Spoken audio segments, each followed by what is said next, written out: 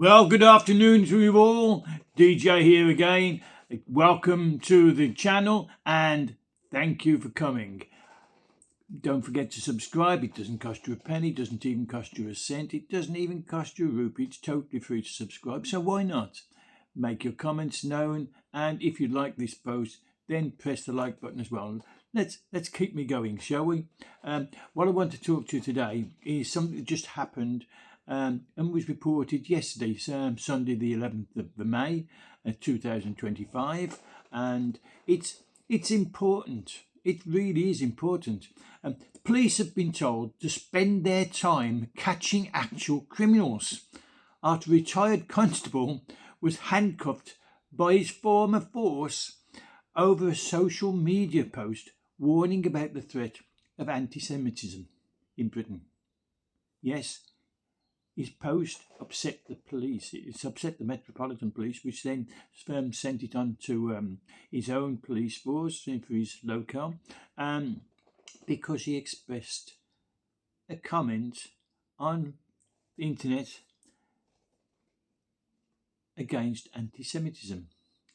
It was Julian Fawkes from Gillingham, and he was detained by 6 police officers from the Kent Police. The very same force he'd given 10 years of his life to serve after he questioned a supporter of pro-Palestine demonstrations on Platform X.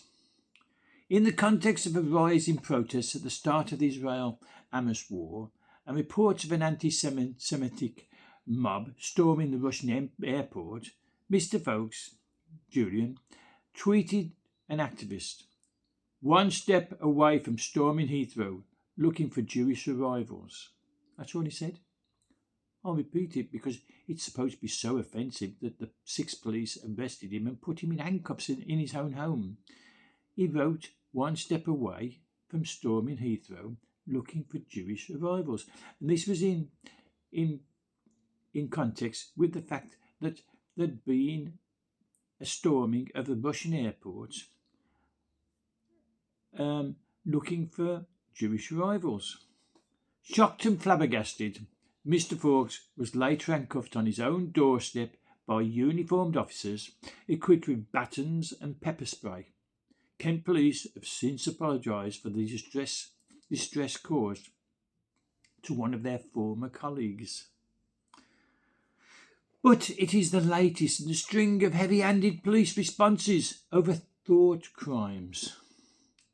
Don't think. With writers, counsellors and even parents talking in school on WhatsApp, groups being targets in recent months. The term thought crime, it gained prominence in George Orwell's dystopian novel 1984. I have a copy, I enjoy it, and it does describe what's going on in Britain today. J.D. Vance in Europe, if you remember, he made a speech about Britain's loss of freedom of speech. Starmer, our Prime Minister, Sir Keir Starmer, sat next to Trump, and J.D. Vance asked him about it, and Starmer said, "We've had freedom of thought for many years, and long may it continue," knowing it is not continuing. It is not continuing. We are losing the right to think. We are losing the right to speak out. We're losing the right to write. So, the crackdown on free speech was triggered. It has triggered a furious response from critics who say police should prioritise their time on criminals rather than treating Britain like an Orwellian state. Condemning the arrest of Mr. Fawkes, Shadow Home Secretary from the Conservatives, Christopher Phillips, said last night, that's Sunday, arresting a 71-year-old man and holding him for hours in a police cell over a tweet that was obviously not criminal is completely unacceptable. The police should spend their time catching actual criminals, not policing offences on Twitter. Well, Mr. Fawkes, Julian Fawkes' ordeal started when Hamas attacked Israel on the October the 7th, 2023, which saw 1,200 people killed and over 250 taken hostage. We remember that. The retaliatory strikes by Israel, which led to a full-blown war, sparked several pro-Palestinian marches in London. Well, it would, wouldn't it? There's a war in Israel and the West Bank, wherever it is, and the Gaza Strip, I should say, not the West Bank. And of course, we'd have protests in London. The retired policeman was told by his Jewish friends about how they felt unsafe travelling to the bustling city. Later that October, he had become increasingly worried, having reports of mobs storming an airport in Dagestan, Russia, to intercept the Israeli citizens. So the next day, when he saw a post from an account called Mr. Ethical, which read, "Dear at Suella Braverman, as someone who was on one of those hate marches," and his hate marches is put down in the italics, "if you call me an anti-Semite, I will sue you." And so Julian Fawkes, he responded. He felt obliged to respond, and his response on his tweet on Platform X was, "One step away from storming Heathrow looking for Jewish arrivals." Now, I don't find that offensive at all. In fact, I find it rather vague. Without the context.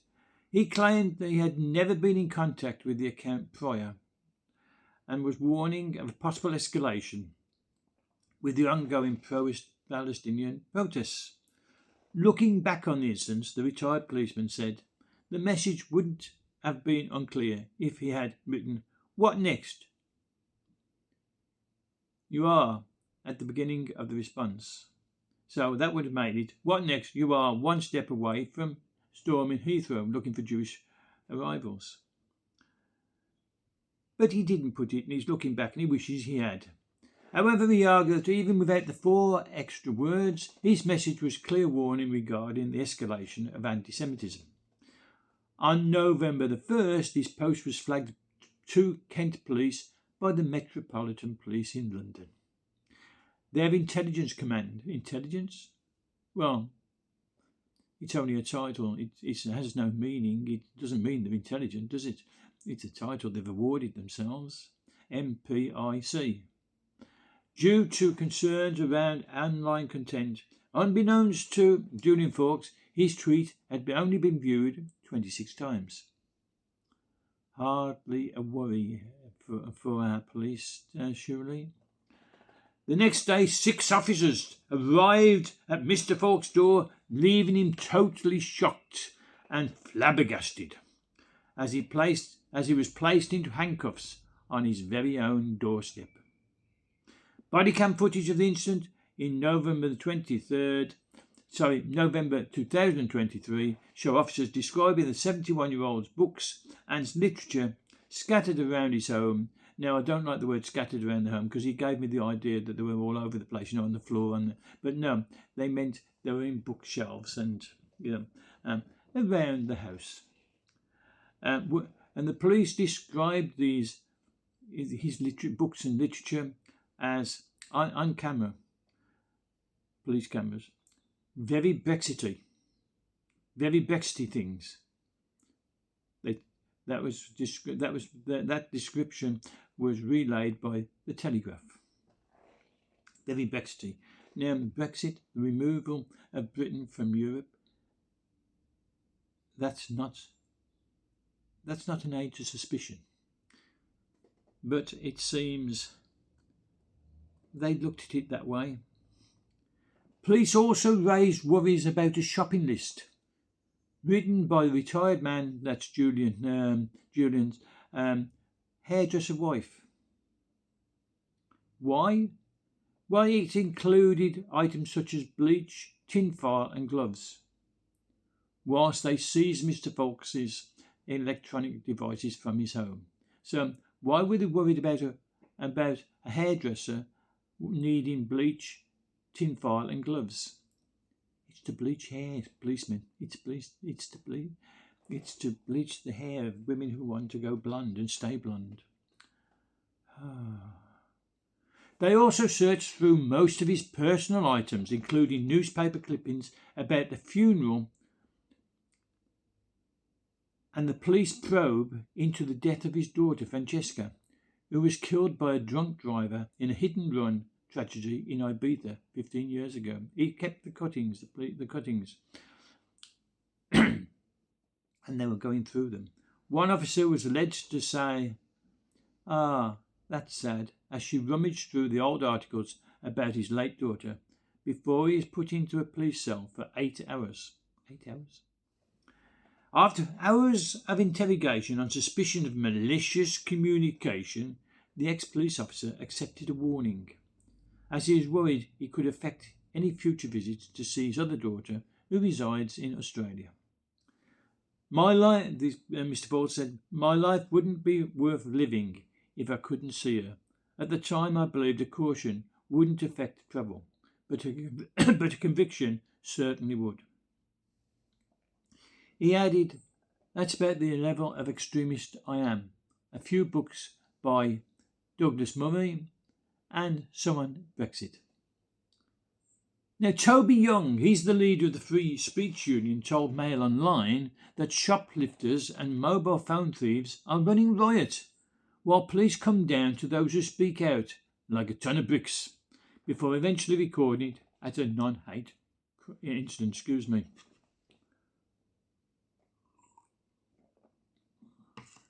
Mr. Young said the police have allowed themselves to become a paramilitary wing of the BBC.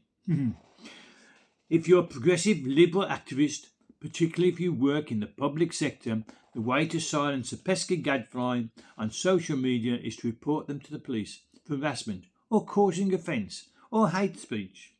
The boys in blue will be down on them like a ton of bricks, and after they discover there's no crime has been committed, because challenging left-wing groupthink isn't actually against the law, or at least not yet, they will dutifully record the episode as a non-hate incident.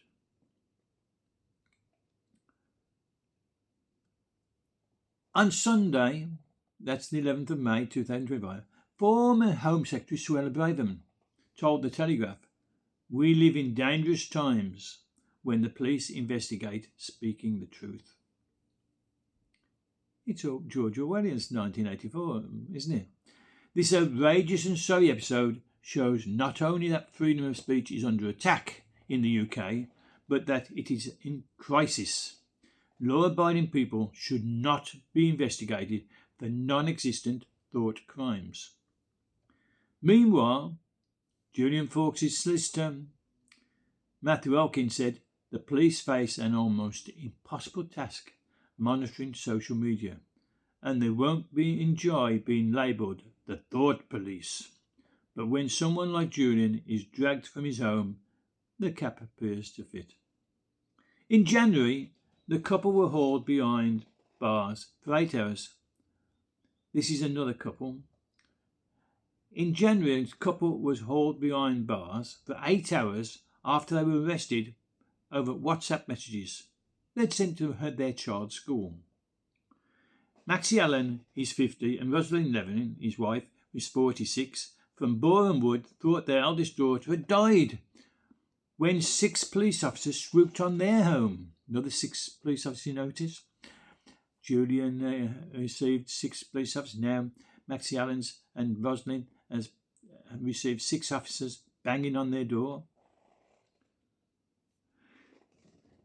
When the police swooped on their home, Mrs. Allen her first thought was pure relief when she was instead of being told her daughter had died, that she was arrested. The couple were detained by Hertfordshire police officers in front of their 3-year-old daughter. Their family home was searched as the pair were questioned on suspicion of harassment, malicious communications, and causing a nuisance on school property. What had they done? Well, their crime was to send a few mocking and sarcastic comments about the recruitment process of a new head teacher at the primary school attended by their eldest daughter. A 5-week investigation concluded no action would be taken. Mrs. Allen said, "It was hard to shake off the sense I was living in a police state. Of course it was. 6 police come and arrest mother and father, frightening them that their daughter was at school must have died or something serious had happened to her because they'd criticised the way the governing body had elected a new head teacher at their Church of England school."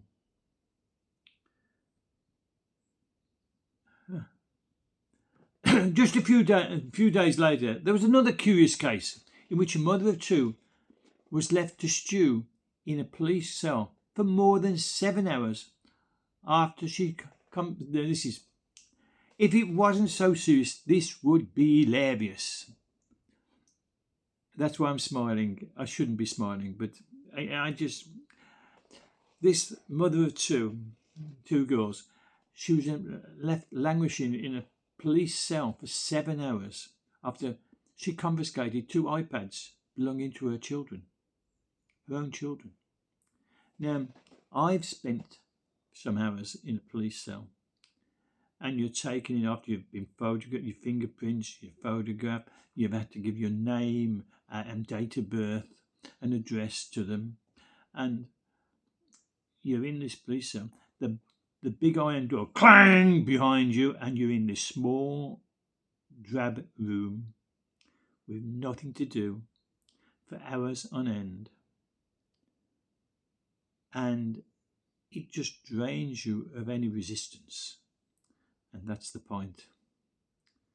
You're willing to agree to anything. I've been in these cells, I think 3-4 times. I've won every time. But because I knew they were it was the intimidation of being in this clang behind you, the gate door, and this nasty room on your own with nothing to do. Your belongings have been taken from you. It's total intimidation, but I didn't allow it to get to me. But it's so easy for them to get to people who haven't got the head screwed on correctly, to sort of, no, I know what you're up to. Anyway, I'll carry on with the story. So a mother of 2 is left to stew in a police cell for more than 7 hours after she confiscated 2 iPads belonging to her children. Vanessa Brown, she's a 50-year-old history teacher, and she was searched and had custody photographs and fingerprints taken after she was accused of theft when she confiscated her own daughter's devices to ensure they were not distracted from their school studies, doing their homework. Surrey police, who also visited children's school, visited the children's school, her 2 daughters' school, pulling one of Mrs. Brown's daughters out of class, have since acknowledged their error. The force said they swooped after getting a report of an alleged theft from a man in his 40s. They're not prepared to say who this man was, but he accused the mother of thieving from her own children.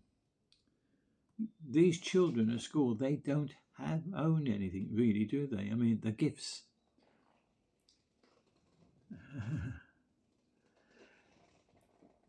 Mrs. Brown was apprehended at her mother's home in Cobham, Surrey. Officers said a tracking device showed the iPads were at that address, and she was detained after refusing to cooperate. Well, she said, they're my daughters. They're my daughters' things. I took it off them because they're using it instead of doing their homework. She was eventually returned home, only after a 12-hour ordeal. Due to her bail conditions, it threatened to prevent her from seeing her children on Mother's Day. In February, the Mail and Sun revealed how 2 police officers visited her grandmother at her own home after she criticised a Labour politician on Facebook. Helen Jones is her name, and she was questioned by officers after she called for local councillors embroiled in Labour's WhatsApp group chat scandal to resign. You may remember that news. She said it was actually quite scary. It made me think I'd best just keep quiet for the rest of my life because you just can't say anything in these days, she said at the time.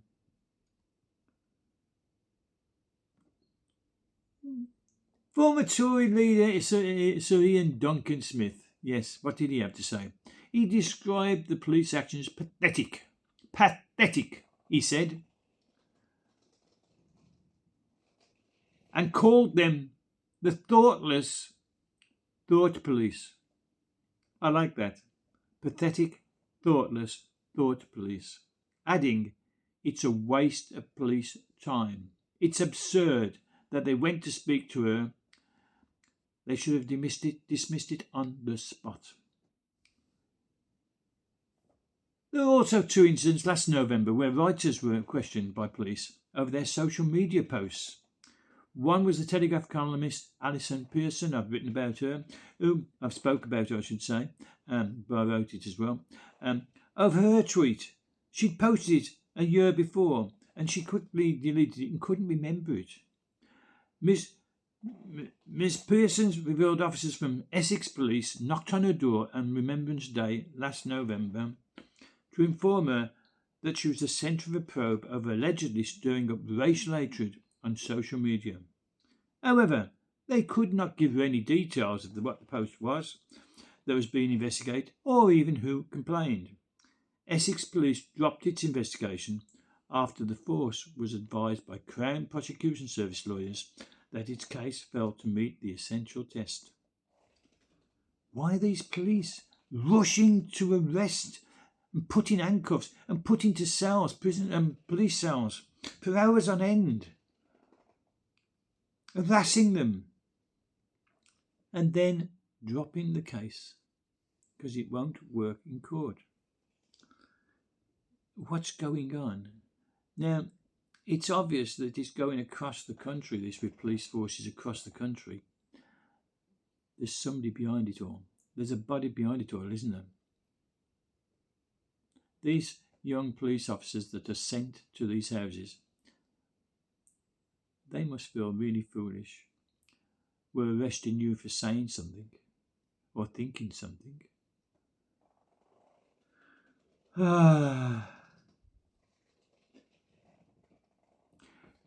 So Miss Pearson said she was shocked and devastated in the first place to have had the police on my doorstep on Remembrance Sunday of all days. You may remember they woke up at 2 in the morning, something like that, telling me I'd put something on social media which they said was stirring up racial hatred. Miss Pearson also reacted to the arrest of Mr. Julian Fawkes, posting, "Police are out of control. It's Stasi Britain." Julian Fawkes, a retired police officer, was handcuffed, home searched because he tweeted a concern about anti-Semitism. Why don't police care about Jew haters, she said.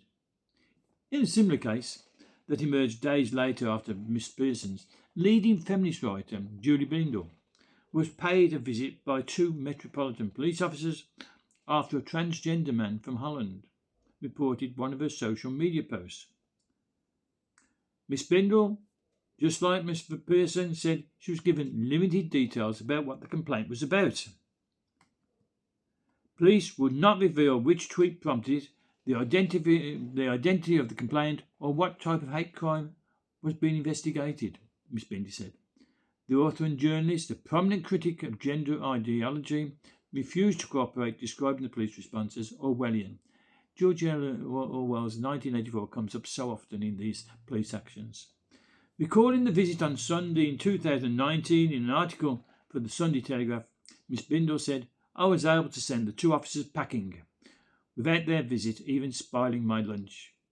I like it. The officers left looking a little bewildered. I did have a sense they understood what a ridiculous mission they'd been sent on. I advised that they could have better used their time investigating rape and domestic violence. The latest incident involving Mr. Fawkes has yet again triggered outrage with many quick to throw their support behind 71-year-old Julian Fawkes. One wrote, "The Thorpe police waging war on the common man is bad enough, but one of their very own former officers is shameful." And in reference to Orwell's dystopian novel, another posted, "1984 is here already." Kent police have since confessed the decision to give Mr. Julian Fawkes a caution was a mistake, and they've wiped it off the 71-year-old's record. Mr. Fawkes has since aired his concerns in what he believes to be an attack on freedom of speech, quipping, "I saw Starmer in the White House telling Trump, we've had it in the UK for a very long time," he's talking about free speech, "and I thought, yay, right, we can see what's really going on." Divulging that he had never experienced anything like this during his time on the force, 10 years, remember, he added that woke mind virus was infecting everything, including the police. Although his cuffs were later removed, after an ex-co-worker, recognised him at the station, it was only at the beginning of Mr. Fawkes, as he saw colleagues rummage some of the most private parts of his home. So the cuffs only came off when a former police colleague of his recognised him. So if he hadn't been recognised as a former police, would the cuffs have stayed on? Why did they need to be on at the police station? He's in custody. There's no need for handcuffs. There was no need for handcuffs in the first place. He hadn't committed a crime. He'd just done a short tweet. Not a violent man, not somebody who was going to attack the police. He did not need handcuffs on. But it's intimidation. That's what it is, intimidation. Following the fears of neighbours thinking the worst or being unable to see his surviving daughter again, the lowest moment came when Mr. Fawkes attended the police station on November the 10th, so he could be given a caution. Despite feeling as though he had no choice at the time, a year later, the burden of not having challenged the decision continues to plague his thoughts, and eventually he sought legal counsel. And although the caution has since been deleted on Tuesday last week, the repercussions have been devastating for the pensioner, who says it cost him money he can't afford, whilst also marring his memories of serving with the Kent Police for over a decade. Yes, I can imagine. While he initially accepted the unconditional caution, a Kent police statement said a review of the case by the force concluded the caution was not appropriate in the circumstances. Kent Police apologised to Mr. Fawkes for the distress caused and how the report was investigated. The statement said, "We have expunged the caution from his record and are pleased to facilitate this correction. A review is being undertaken to identify learning opportunities," police confirmed. A Home Office spokesman said this incident occurred under the previous government. And Labour is so quick to blame Conservatives. They've been in power for over 10 months. But, it's the fault of the Conservatives. No. Okay. I've finished with a laugh, haven't I? But it's so worrying, this police attacks. I'm constantly expecting a knock on my door. I speak in YouTube, as you know. I'm speaking to you right now, but I also write on Facebook in my group called Let There Be Light, and I'm often writing things I'm expecting. Several times my posts in YouTube and Facebook are deleted by those platforms who say I've gone too far, but I'm always expecting the police to be knocking on my door once more because of what I say. Because we live in a police state. We are being harassed by police. And it's not their job. Their job is to protect the public, not to attack the public, not to assume we're guilty of crimes. I mean, these ones I've spoke to you today, just finished speaking to you about, each one, the police assumed guilt, which is the opposite to what it should be. It should be innocent until proven guilty. But they assume guilt because someone complained.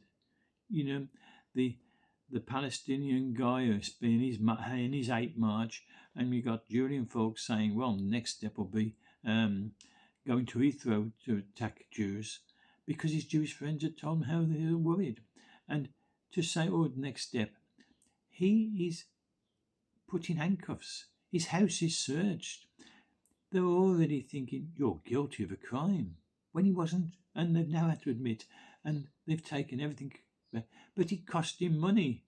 It cost him a lot of money to get his name cleared. The 2 ladies who wrote, the journalists, they were treated as guilty, and they hadn't committed a crime. This is totally wrong. Do not, police, I'm talking to all of you police out there, do not assume guilt, assume innocence until proven guilty. It's part of the law you're employed to uphold. Okay, that's me finished. Don't forget to subscribe. Doesn't cost you a penny, nor even a cent, not even a rupee. It's totally free. So don't forget to press that subscribe button.